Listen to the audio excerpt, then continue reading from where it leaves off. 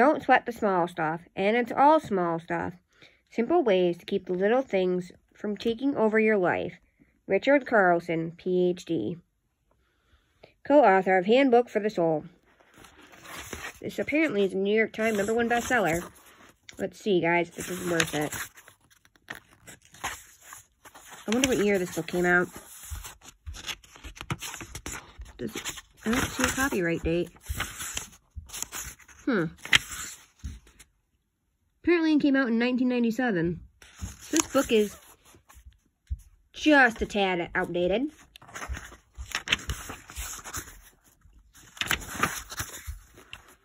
This is a very long book. Don't mind my random kitty in the background. She's being a little turdy birdie today. Introduction. The greatest discovery of my generation is that a human being can alter his life by altering his attitude. William James. Whenever we're dealing with bad news, a difficult person, or a disappointment of some kind, most of us get into certain habits, ways of reacting to life, particularly adversity, that don't serve us very well. We overreact, blow things out of proportion, hold on too tightly, and focus on the negative aspects of life. When we are immobilized by little things, we are irritated, annoyed, and easily bothered. Our overreactions not only make us frustrated, but actually get in the way of getting what we want. We lose sight of the bigger picture, focus on the negative, and annoy other people who might otherwise help us. In short, we live our lives as if they were one great big emergency. We often rush around looking busy, trying to solve problems, but in reality, we are often compounding them. Because everything seems like such a big deal, we end up spending our lives dealing with one drama after another. After a while, we begin to believe that everything really is a big deal. We fail to recognize that the way we relate to our problems has a lot to do with how quickly and efficiently we solve them. As I hope you will soon discover, when you learn the habits of responding to life with more ease, problems that seemed insurmountable will begin to seem more manageable. And even the biggies, things that are truly stressful, won't throw you off track as much as they once did.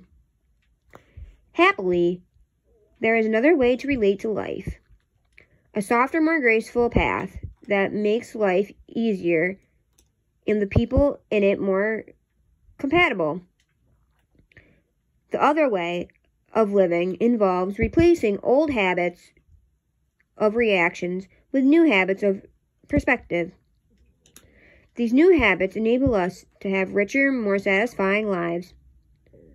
I'd like to share a personal story that touched my heart and reinforced an important lesson. A story that demonstrates the essential message of this book. As you will see, the events of the story planted a seed for the title of the book you're about to read. About a year ago, a foreign publisher contacted me and requested that I attempt to get an endorsement from best-selling author Dr. Wayne Dyer for a foreign edition of my book, You Can Feel Good Again. I told them that while Dr. Dyer had given me an endorsement for an earlier book, I had no idea whether or not he would consider doing so again.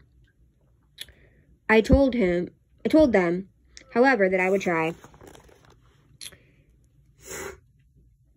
As is often the case in the publishing world, I sent out my request, but did not hear back. After some time had gone by, I came to the conclusion that Dr. Dyer was either too busy or unwilling to write an endorsement. I honored this decision and let the publishers know that we wouldn't be able to use his name to promote the book. I considered the case closed.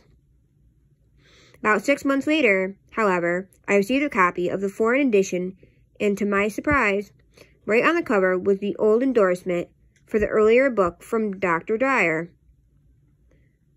Despite my specific instructions to the contrary, the foreign publisher had used his earlier quote and transferred it to the new book.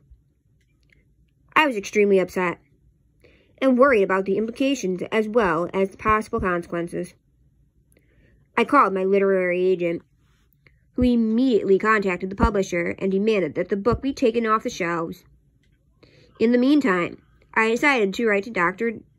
Dyer an apology, explaining the situation and all that was being done to rectify the problem. After a few weeks of wondering about what his response might be, I received a letter in the mail that said the following: Richard, there are 2 rules for living in harmony. Number 1, don't sweat the small stuff. And number 2, it's all small stuff. Let the quote stand. Love, Wayne. This was it. No lecture, no threats, no hard feelings, and no confrontations. Despite the obvious unethical use of his very famous name, he responded with grace and humility. No feathers ruffled. His response demonstrated the important concept of going with the flow and learning to respond to life gracefully with ease. For more than a decade, I have worked with clients, helping them to approach life in this more accepting way. Together, we deal with all types of issues: stress, relationship problems, work-related issues, addictions, and general frustrations. In this book, I will share with you very specific strategies, things you can start doing today that will help you respond to life more gracefully. The strategies you are going to read about are the ones that have proven themselves to be the most successful by clients and readers of mine over the years. They also represent the way I like to approach my own life, the path of least resistance. Each strategy is simple, yet powerful, and will act as a navigational guide to point you in the direction of greater perspective and more relaxed living. You will find that many of the strategies will apply not only to isolated events, but many of life's most difficult challenges. When you don't sweat the small stuff, your life won't be perfect, but you will learn to accept what life has to offer with far less resistance. As we learn in the Zen philosophy, when you learn to let go of problems instead of resisting with all of your might, your life will begin to flow. You will, as the Serenity Prayer suggests, change the things that can be changed, accept those that cannot, and have the wisdom to know the difference. I am confident that if you give these strategies a try, you will learn the 2 rules of harmony. Number 1, don't sweat the small stuff. And number 2, it's all small stuff. As you incorporate these ideas into your life, you will begin to create a more peaceful and loving you.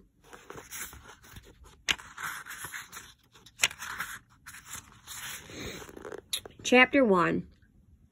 Don't sweat the small stuff. Often, we allow ourselves to get all worked up about things that, upon a closer examination, aren't really that big a deal. We focus on little problems and concerns and blow them way out of proportion. A stranger, for example, might cut in front of us in traffic. Rather than let it go, we go on with our day. We convince ourselves that we were justified in our anger.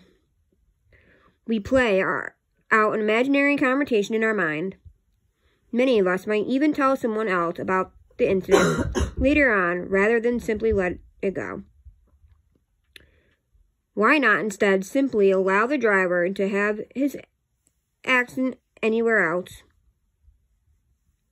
Try to have compassion for the person and remember how painful it is to be in such an enormous hurry. This way we can maintain our own sense of well-being and avoid taking others' problems personally.